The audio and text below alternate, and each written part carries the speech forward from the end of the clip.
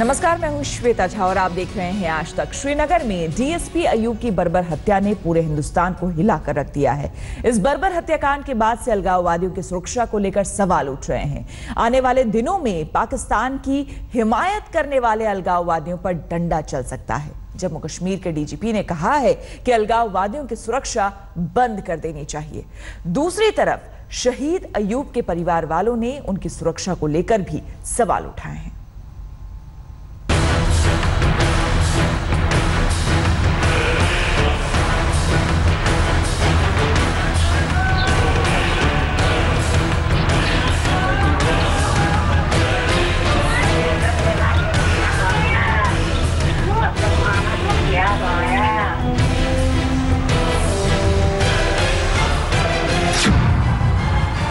शहीद के परिवार की है ये पुकार।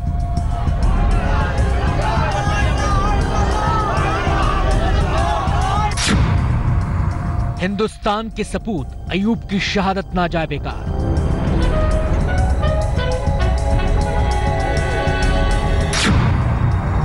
पाक परस्त भेड़ियों का हो चुन चुन के हिसाब।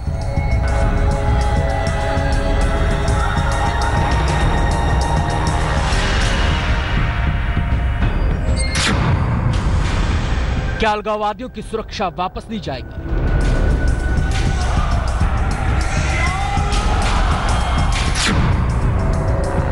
कश्मीर मांगे हैवानों से आजादी।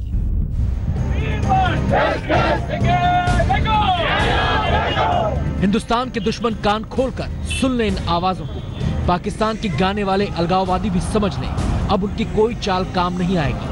अपने फायदे के लिए कश्मीर को जहन्नुम बनाने वाले अब जान लें, पानी सिर से ऊपर जा चुका है। कश्मीर के नाम पर उसमें आग लगाने वालों के खिलाफ यलगार हैं ये आवाजें।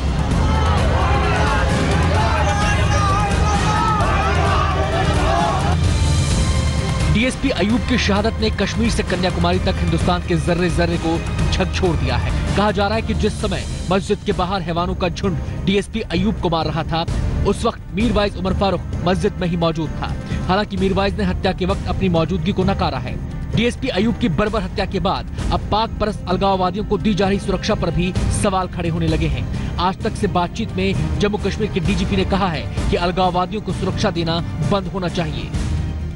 मीरवाइज तो आते हैं वहाँ, लेकिन बहुत सारे हजारों लोग वहाँ कल एक बहुत पवित्र दिन था जहाँ लोग आफरिंग करते हैं, नमाज पढ़ते हैं, खुदा का नाम लेते हैं। कल बहुत अहम दिन था, उस वहाँ हजारों की तादाद में लोग आते हैं। उनकी हिफाजत के लिए सिक्योरिटी लगाई जाती है, लेकिन अफसोस की बात है कि उन्हीं में से कुछ लोगों ने जो डीएसपी साहब उनकी हिफाजत के लिए थे, उन्हीं को मार डाला।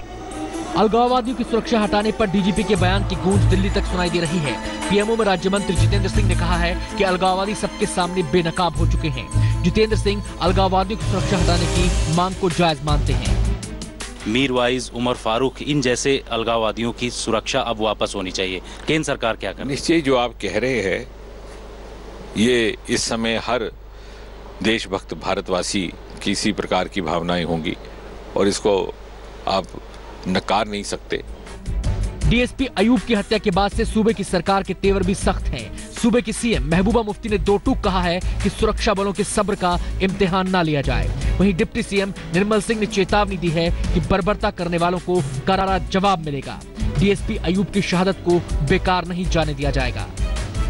ये बहुत ही ज्यादा बहादुर हैं, बहुत ही ज्यादा हिम्मत वाले हैं, पर इस वजह से ये सब्र कर रहे हैं कि जम्मू कश्मीर में अपने लोगों के साथ डील करते हुए they are showing restaurant.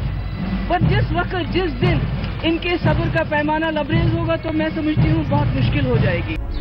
DSP Ayub के परिवार में मातम पसरा है। घर वालों को शहादत पर तो फख्र है, लेकिन जहन में कई सवाल भी हैं। घर वालों को शक है कि डीएसपी अयूब की सुरक्षा में कमी थी, उन्हें मरने के लिए अकेला छोड़ दिया गया।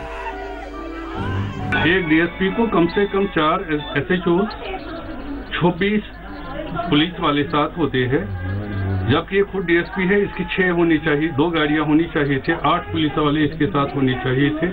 अगर वो सिक्योरिटी उसको सिविल में भी होती बीइंग अ डीएसपी, तो ये बेचारा इतनी बेदर्दी से नहीं मारा जाता। आशंका ये भी जाहिर की जा रही है कि डीएसपी अयूब को सोची समझी साजिश के साथ मारा गया। जिस समय हैवानों की भीड़ ने डीएसपी अयूब को घेरा, वहां हिजबुल से अलग हुए आतंकी मूसा के नारे भी लग रहे थे।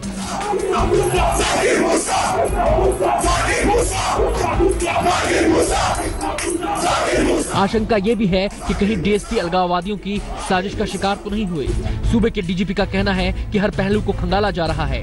जो भी इस बर्बर हत्याकांड के पीछे है उसे बख्शा नहीं जाएगा। अब तक 12 लोगों की पहचान हो चुकी है, 2 को गिरफ्तार कर लिया गया है। अशरफ वानी, श्रीनगर, आज तक।